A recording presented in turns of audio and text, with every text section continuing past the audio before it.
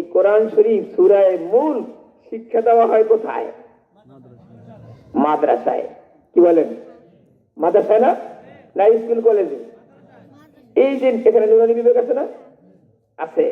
এই দেখেন ছোট ছোট বাচ্চা, এই যে দেখেন এই যে সবে বসা, এরা যখন কোরআন শরীফ শিখতে আসে, এক রেওয়াতে আসছে, যখন সন্তান মাদ্রাসায় পড়ে, বিসমিল্লাহির রহমানির রহিম, ছোট্ট একটা বাচ্চা, ছেলে হোক মেয়ে হোক, সে মক্তবে আসছে, বাবা তাকে মক্তবে ভর্তি করে দিছে 500 টাকা দিয়ে, কত 1000 টাকা ভর্তি করে দিছে। এটা কায়দা নিয়ে মানুষ আসছে, কিছু কথা উত্তর হুজুর কয়, কও আউযু বিল্লাহি মিনাশ শাইতানির রাজীম, বিসমিল্লাহির রহমানির রহিম। এটা আছে, আল্লাহ তো সব জানে, ফেরেশতারা এই বাচ্চায় কি করে? আল্লাহ বাচ্চায় কয় দি তুমি রহমান, তুমি রাহিম, তুমি দয়ালু, অতি মেহেরবান। কয় আমি কি কথা কয়? কহা তাই এর 3 আমাদের বাচ্চা, এই শিশু যখন বলতেছে যে আমি রহমান, আমি রহিম, তাহলে আমি তার পিতামাতাকে মুরব্বীকে কিভাবে শাস্তি দেই? যাও তাদের কবর আযাবকে মাফ করে দাও। কি আপনার ছেলেকে ব্যারিস্টার বানাইলে এটা পাইবেন? ডক্টর বানাইলে ব্যারিস্টার, কি বলেন এমবিবিএস? এই ভুলটা কিন্তু আমরা এখনো করতেছি কিনা? হ্যাঁ, আল্লাহু আকবার। আরে বাবা, আপনি দেখেন এরা ছোট ছোট করে দৌড়াদৌড়ি করে, স্পষ্ট হাদিসে সহিহ আছে, ওয়া ইন্নাল মালাইকাতা লা তাযাউ আজনিহাতাহুম রিদান লিতালিবিল ইলম। কয় আল্লাহর মাসুম ফেরেশতারা এই সমস্ত তালিবুল ইলমের সম্মানার্থে তালিবুল ইলমের পায়ের নিচে তাদের পর বিছিয়ে দেয়। ويستغفر لهم من في السماوات والأرض حتى الحيتان في جوف الماء। আসমান এবং জমিনে যত মাখলুক আছে, গর্তের পিপিলিকা, দরিয়ার মাছ, সমস্ত মাখলুক এই তালিবুল ইলমের জন্য দোয়া করে। কারণ কি জানেন? এদের কারণে আসমান থেকে বৃষ্টি হয়। এই হাদিসে দেখছে এই আশিয়াতুল উম্মাতের মধ্যে ওয়াবিহিম ইয়ামতুরুন ওয়াবিহিম ইউরযাকুন। এই তালিবুল ইলমের কারণে আসমান থেকে আল্লাহ বৃষ্টির ফয়সালা করে, রিজিকের ফয়সালা করে। আর এই তালিবুলের কারণে আল্লাহ পাক এই সমস্ত কায়নাতের রিজিকের ব্যবস্থা করতেছে। হিন্দু, খ্রিস্টান, বৌদ্ধ, ফাসেক, ফুজ্জার, বেনামাজি, গরু, ছাগল, কীট, পতঙ্গ, পশু পাখি, সমস্ত মাখলুকের রিজিকের ফয়সালা হয় এই সমস্ত তালিবুল ইলমের এই আউযু বিল্লাহ, বিসমিল্লাহ, কোরআন তেলাওয়াত আর কোরআনের মানা আর নফসের খিদমতের কারণে আল্লাহ পাক আসমান থেকে রিজিকের ফয়সালা করেন। মানে একটা মাখলুক বেঁচে থাকার অধিকার পাইতো না। দুঃখ আমরা এটা এখন বুঝি না, উল্টো বুঝি। কয়েকে মাদ্রাসায় বললে হুজুর এই কালকে একটা হুজুর আমার বাপে আমার আলিয়া মাদ্রাসায় পড়াইবে, কে কয় যে এই কথায় বললেন সার্টিফিকেট নাই, একটা সরকারি চাকরিতে পাচ্ছি না। আচ্ছা ওরা যারা সরকারি চাকরি করেন এরা তো না খেয়ে মারা যাচ্ছে না? শুনছেন বিদেশে মারা গেছে? হ্যাঁ, আস্তাগফিরুল্লাহ, এই কথা বলা তোমার সুযোগ নেই, ওদিকে যাওয়াই যাবে না। قال رسول الله صلى الله عليه وسلم من تفقه في دين الله كفاه الله همه ويرزقه من حيث لا يحتسب। যে ব্যক্তি ইসলামের জন্য ইলম শিখবে, ইসলাম জিন্দা করার জন্য ইলম শিখবে, শিখবে, আল্লাহ রাসূল বলেন আল্লাহ পাক ওই ব্যক্তির জরুরতকে পুরা করবে আর তাকে কুদরতি দস্তরখান থেকে তার খাইতে তার রিজিকের ফয়সালা করবে। আলেমরা বেশি কেন কম খায়? কথা কেন আপনারা? হ্যাঁ, এটা আল্লাহর কোরআনের কথা। ওয়ামান ইয়াত্তাকিল্লাহ ইয়াজআল লাহু মাখরাজা ওয়া ইয়ারযুকুহু মিন হাইসু লা ইয়াহতাসিব। ইজ্জতের খানা, সম্মানের খানা, আসমানের কুদরতি দস্তরখান আল্লাহ পাক আলেম তালিবুল ইলমের জন্য খুলে দিবেন। তাদের কারণে হাজারো লক্ষ মানুষের রিজিকের ভেজাল হবে। আরে সে তো খাবেই, আর তার কারণে আরো লক্ষ লক্ষ কোটি কোটি মানুষের রিজিকের ভেজাল হবে। এই যে বৌদ্ধ, খ্রিস্টান, ইহুদি, নাস্তিক, মুরতাদ এরা যে খাইতেছে এই আলেম ওলামার কারণে, তালিবুল ইলমের কারণে এরা খাইতেছে। আর এরা পৃথিবীতে বেঁচে থাকার অধিকার ওনাদের নাই। তুমি যদি কেমন কথা উল্টো কথা বলবি, কয়ে যে আমার কথা হাজির হুজুরা চলে, আস্তাগফিরুল্লাহ। কথা বলছেন নেই? হয়তো থানবী রহমাতুল্লাহ লেগে আনতে গেছিল আমাকে ঢাকার যে নবাব সলিমুল্লাহ আছে না, এরা তো এক ভাইগনারে পাঠাই দিয়েছে, ট্রেনে আসতেছে, তো প্রতিনিধি হুজুর আলেমরা মহতাজ না দুনিয়াদাররা মহতাজ, আলেমদের মহতাজ পর্যন্ত কথা। মানে উনি দেখতেছে যে কিছু কিছু আলেমদের এরা চান্দা দেয়, টাকা পয়সা দেয়, তাই ওই ধনী লোকের টাকা দ্বারা মাথা ফসলে আলেমরা চলে। বুঝলি না? না, লম্বা চোরা কথা যে ভাই तमाम इंसान उलमा की मोहताज है। सवाई उलमा इकराम की मोहताज, कारण उलमा इकराम के पास ये बकदर जरूरत माल भी है, लेकिन उनके पास कुरान है, इखलास है, तकवा है, वो तालीम देते हैं, जनाजा पढ़ाते हैं, खुतबा देते हैं, मसाइल बयान करते हैं, शादी पढ़ाते हैं। ये दुनिया वालों के पास ये है, इसलिए तमाम इंसान उलमा इकराम के मोहताज है। बांगला মানে সমস্ত মানুষ আলেমদের মোহতাজ। আলেমান আমারা দুনিয়াদারদের কিনা আনুনি কয় হুজুরের আমার বুঝে আসে না, বুঝে আসে না। এক টিকিট ওই শিয়ালদা নাকি কোন স্টেশন লাইন তুলে গেছে, যে আলেমদের একটু ইজ্জত দিতে পারে না, তাদের কাছে থানবি আশরাফ আলী থানি বের যাইবে না।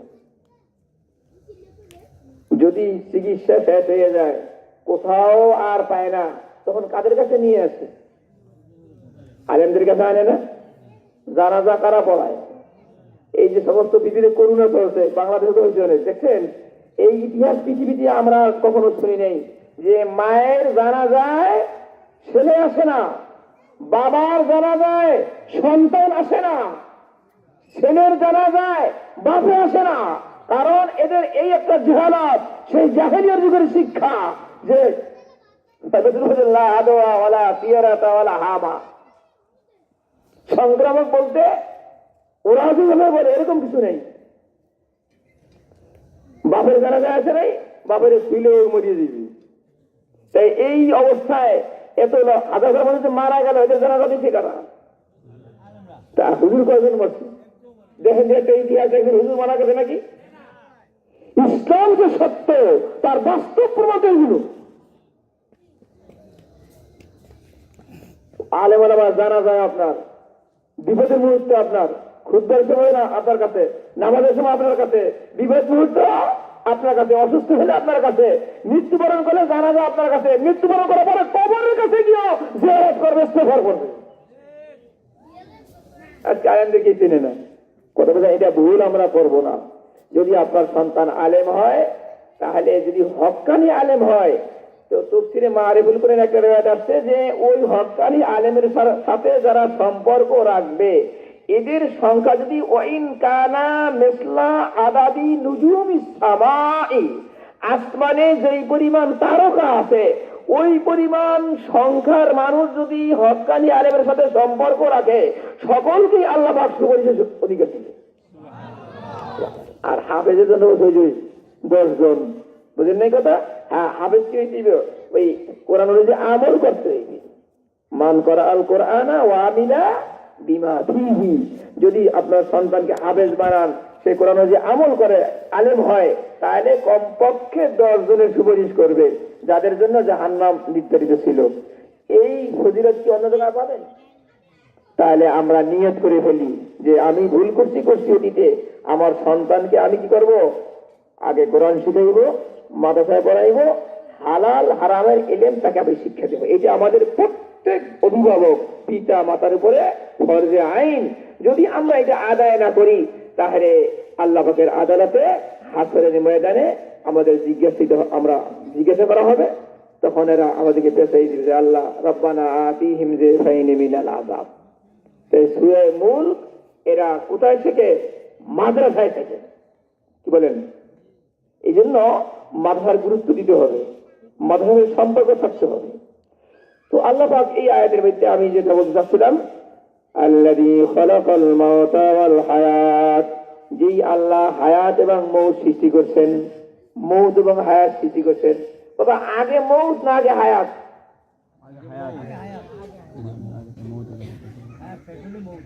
হ্যাঁ, وكنتم أمواتا فأحياكم ثم يميتكم ثم يحييكم ثم إليه ترجعون। আগে মরা ছিলাম না যেটা ছিলাম? হ্যাঁ, আগে যেটা ছিলাম, মায়ের পেটে 43-এর আগে রুহু আসিল কতক্ষণ আগে তখন তুম আমওয়াতা আল্লাহ বলেন তুমি মরা ছিল ফাহায়াতুম আমি তোমাকে জীবিত করছি একটা রক্তের দলা একটা গোস্তের টুকরা এটা লড়তে পারে প্রাণ ছিল দেখেন না অনেক সময় বাচ্চা সময় পড়িয়ে যায় খেয়াল করেছেন নাকি এখন রুহু আছে নাই শরীরের কিছু অংশ হয়েছে আমরা তো অনেক অবস্থা ছিলাম না ওইটা মরা না জীবিত তা আগে মুর্দা ছিলাম না জীবিত ছিলাম এই বলছেন এইবার আগে কি ছিলাম মরা ছিলাম কে জীবিত করলো আল্লাহ আবার কে মৃত্যু দিবে আল্লাহ এবার আবার কে জীবিত করবে আল্লাহ ছিলাম মুর্দা জিলেন জীবন আবার হবে মৃত্যু যাবো চলে কবরে এবার আবার এরপর হাসরের ময়দানে তাহলে আগে মৃত্যু এখানে তফসিরে ইশারা হয়েছে যে গোয়াকে যেমন আমরা মরার জন্য পৃথিবীতে আসছি পিছনে আসছেও না মৃত্যুর জন্য পৃথিবীতে হাত্তা ইয়াতিয়াকাল ইয়াকিন মৃত্যুকে বলেছে ইয়াকিন মানে পৃথিবীতে যত জিনিস সত্য আছে সবচেয়ে বড় সত্য হলো মৌত মৃত্যুর থেকে আর রেহাই পাওয়ার কোনো রাস্তা নেই তো আল্লাহ পাক বলেন আমি তোমাদের জন্য হায়াতও সৃষ্টি করছি মৃত্যুও সৃষ্টি করছি হায়াতও সৃষ্টি করছি এখন উদ্দেশ্য হলো তাহলে হায়াত এবং মৌত আল্লাহ পাক কেন সৃষ্টি করলেন ছিলাম না আসি থাকবো না তাহলে কেনই আল্লাহ বানাইলেন আবার কেনই ভাই হায়াতের অবসান হবে কি জন্য এই রহস্য কথা বলেন আমার মুরব্বীরা আপনার বাড়িতে বিশাল একটা আয়োজন করছেন 10টা গরু জবে দিচ্ছেন রোজে নাই একারে প্যান্ডেল সাজাইছেন ডেকোরেশন করছেন বাবুর্চি আনছেন 10 জন কোনো উদ্দেশ্য আছে না কি আছে না নাই হিকমত গরজ নাই আল্লাহর হিকমত আছে অর্থাৎ কি করবে আল্লাহ পাক কেন হায়াত মৌত সৃষ্টি করছেন লিয়াবলুয়াকুম আইয়ুকুম আহসানু আমালা আল্লাহ পাক বলেন আমি তোমাদের জন্য মৃত্যু এবং হায়াত এবং মৌত এই জন্য সৃষ্টি করছি যে তোমাদেরকে আমি অবশ্যই পরীক্ষা করব কোন ব্যক্তি সবচেয়ে উত্তম আমল করিয়া আসতে পারো অনেক বুঝার বিষয় আহসান মানে উৎকৃষ্ট আমল বেশি না হ্যাঁ উৎকৃষ্ট হওয়ার সাথে বেশি হলে কোনো আপত্তি নেই আল্লাহ পাক কে ভালো আমল করিয়া আসতে পারে এইটা যাচাই বাছাই করার জন্য মৌত এবং হায়াত সৃষ্টি করছে এখন ভালো আমল কি আমি এই কথাটা বলার জন্যই এখানে বসছি সংক্ষেপে আপনি সরসিয়া যান হুজুর আমাদের সরসিনা হুজুর যা করে এই সবথেকে ভালো আমল কথার কথা মনে করেন আমরা হাঁটাবাজি বসছি আমি বললাম যে এই আমরা হাঁটাবাজি আমল করি এর চেয়ে ভালো কোনো আমল নেই অনেকে আছে এই ভান্ডা দিতে যায় কোথায় যায় কেউ ফুরফুর হয়ে যায় কেউ সরসিনা চর্মনায় যায় না প্রত্যেকেই মনে করে যে আমরা যে আমলটা করি এইটা হলো ভালো আমল এখন কি আপনি আমি ভালো বললে হবে না আল্লাহ ভালো বললে ভালো হবে এক কথাটাকে সহজে ধরে রাখবেন এই আয়াতের তাফসীরের মধ্যে লম্বা চূড়া কথা আছে আমি সংক্ষেপে বলছি তাফসীরে কাবরীর থেকে কাআইয়াতুনা আমালুহু আখলুসা ওয়া আসুন্না আয় মুআফিকানি সুন্নতিন নবী সাল্লাল্লাহু আলাইহি ওয়াসাল্লাম খুব খেয়াল করেন আপনি আমি জীবনে যত কাজ করি ঘুম যাই বিবাহ শাদী করি পায়খানা পেশাব করি জিকির করি নামাজ পড়ি তেলাওয়াত করি ওয়াজ করি মাদ্রাসায় পড়াই হজ করি উমরা করি তাসবিহ পড়ি যা কিছু করি এই প্রত্যেক কাজে যদি দুইটা জিনিস সামনে রেখে করতে পারি এইটা হবে উৎকৃষ্ট আমল এই আমলের দ্বারা আল্লাহ খুশি হবেন জান্নাতে যাবেন দুইটা জিনিস একটা হলো ইখলাস একটা কি বাবা ভিতরে আর বাইরে হলো ইত্তেবায়ে সুন্নাত আমি যেই কাজটা করব আমি মাহফিলে আসছি এখন যদি মাহফিল দেবে কেন যে ভাই এলাকার মানুষের একটু দিনী কথা শুনি আল্লাহ পাক তাদের দিনের যেন পরিবর্তন হয় মা বোনরা যেন পর্দায় ঢুকে ছেলেরা যেন মাদ্রাসায় ভর্তি করে দেয় এটা দিনী পরিবেশের জন্য মাহফিল দিলাম আমি ওয়াজ করতেছি কেন যে আল্লাহ এটা আমাদের দায়িত্ব কিছু মজা করার দ্বারা যেন আমাদের ঈমান যেন জিন্দা হয় অর্থাৎ যে কাজটাই করি এটা আল্লাহর জন্য হওয়া চাই কার জন্য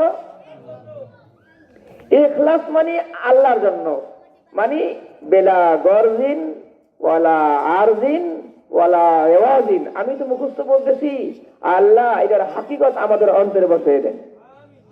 ইখলাস মানে অন্তরের অন্তঃস্থলে কোন জল্পনা, কোন খেয়াল, কোন ধারণা, কোন ফিকিরে আমি এই কাজটা করতেছি, এইটা আল্লাহ পাক দেখেন। এইটা হলো ইখলাস। এইটা কোন দুনিয়ার মুফতি সাহেবরাই ফতোয়া দিতে পারবে না। ইখলাস ছাড়া, একমাত্র আল্লাহর সন্তুষ্টি ছাড়া অন্য কোন মাখলুকের থেকে সুনাম, প্রশংসা, যশ, খ্যাতি ইত্যাদির কোন খেয়াল থাকলে এটা ইখলাস নষ্ট করে দেয়। বাবারা কথা বোঝেন নাকি? দেখেন, একজন মহিলা, বুখারী শরীফের এক রাতে আছে, মহিলার কথা নাই, পুরুষের কথা আছে, এক মতামতের কথা আছে। মরুভূমি মিলিয়ে দেখেছিল, গেলে একটা কুকুর দেখে পিপাসায় কাদা কাদা মাটি আছে না নরম, এই কাদাগুলা খাইতেছে, প্রাণ চলে যায়। তখন পাশে আছে কুয়া, কুয়ার নিচে বাড়ি চলে গেছে।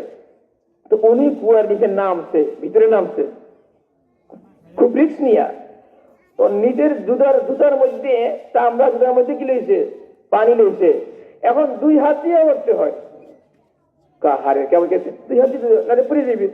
তো মুখ দিয়া দাঁত দিয়ে জুতোটা কামড়াই ধরছে, দাঁত দিয়ে জুতা কামড়াই ধরিয়া পানি লইছে, আর দুই হাতে ভর করিয়া এইভাবে উঠছে। কষ্ট হয়েছে না? এই কষ্ট করছে কেন জানেন? এই কুকুরটাকে একটু পানি খাওয়ানোর জন্য। এই কষ্ট করিয়া এসে এরকম একবার বা দুইবার কিছু পানি উঠে কুকুরটার সামনে দিছে, কুকুরটা খাইয়া সুস্থ হয়ে গেছে। আচ্ছা, এই যে একটা কষ্ট করলো, কুয়ার মধ্যে নামলো, মুখে জোতা বা মুজা, চামড়ার মুজা কামড়ে পানি উঠাইলো, কিসের জন্য করছে? কুকুরকে পানি খাওয়াইছে। কুকুর কি টাকা দিবে, ভোট দিবে, প্রশংসা করবে? নাম আছে কোন? এখানে নাম ছিল না, যশ ছিল না, খ্যাতি ছিল না, মানুষকে দেখানোর কোনো প্রবণতা ছিল না। ছোট্ট একটা আমল, এটা যেহেতু আল্লাহর জন্য হয়েছে, আল্লাহ পাক জানাই দিয়েছেন যে এইটুকু আমলের কারণে আল্লাহ পাক তাকে মাফ করে দিন। এটার নাম ইখলাস। এটার নাম কি বাবা? ইখলাস। আপনারা ওই যে ফাজাইলে সাদাকা করছেন, এক লোক এলাকায় একটা গাছ ছিল, মানুষ এটা কি করতো, গাছে মান্যত করতো, হিন্দুরা পুজো দিত, বুঝেন নাই? দেখে হিন্দুরা কিন্তু তুলসী গাছের পুজো দেয়। তখন উনি বলে এই সেরে করতেছে, কুড়াল লইয়া রওনা করতে, গাছ কাটবে। কেন? আল্লাহর জন্য সেরে করতেছে। নিয়ত কি? গাছ কাটবে। কেন কাটবে? তাহলে এটা কার জন্য হইতেছে? পথে মধ্যে শয়তান মানুষের রূপ নিয়ে আসছে, কয় তুই কোথায় যাও, কয় আমি এই গাছ কেটে ফেলো। কে সেরে করে আমার মুসলিম করে যাচ্ছে, জাহান্নামে যাইবে, আর আল্লাহর বলে জাহান্নামে যাবে, গাছ এই গাছটা রাখবো না, এক কারে কাটিয়ে ফেলাম। কয় না, আমি তোমার দিয়ে দেবো না। কয় তুই আমার ধরতে পারবি না। শয়তান লাগে মারামারি করছে, শয়তানকে পিছিয়ে ফেলে যায়, পিছিয়ে শয়তানের লাগ মারা নাই। শয়তানের না পাইতে করলে দেখ ভাই তুই একটা কাজ কর, তুই যে নিয়ত করতো, তুই আমরে বিল মারুফ করা দরকার, তুই নিয়ত করে আইসে তখন তুই একটা কাজ কর, তোর তো দায়িত্ব পালন হয়ে গেছে। তোরে আমি প্রত্যেক মাসে 500 করে টাকা দেব, মানে তুই আর কষ্ট করে আনি কে, তোর দাওয়াত তো দেওয়াই হয়ে গেছে, তুই প্রত্যেক মাসে 500 করে টাকা পাবি, যা। আর ওনার মনে একটু খেয়াল আছে, তো খারাপ কি 500 টাকা পাইলে, আপনি তো, আমার তো দায়িত্বটা ছিল, দায়িত্বটা আমি পালন করছি, তাহলে 500 টাকা পাইলে তো খারাপ হয় না, আমি ফিরে গেছি।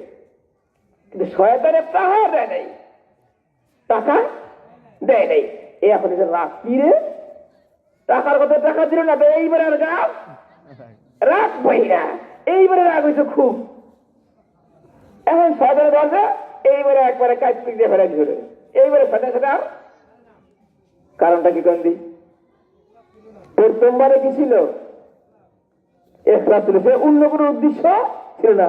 পরে দ্বিতীয়বারে ইখলাস ধরছে কি খুলুস গাছে, ফুলুসের মধ্যে, মানে ইখলাস গাছে টাকার মধ্যে, যে টাকা 500 পাবো দেখবে, কথার কথা আর কি। এই টাকার কারণে শয়তানের কাছে কি করছে? আপনি এই যে আমাকে মোহাম্মদ সাইফুল ভাই মসজিদ দিয়েছে, মাদ্রাসা দিয়েছে না, এখানে মসজিদ হাদিস আছে, মান বানা লিল্লাহি মাসজিদান বানাল্লাহু বাইতান ফিল জান্নাহ, যে ব্যক্তি আল্লাহর জন্য মসজিদ বানাইবে, আল্লাহ পাক তার জন্য জান্নাতের মধ্যে একটা বালাখানা বানাইবে।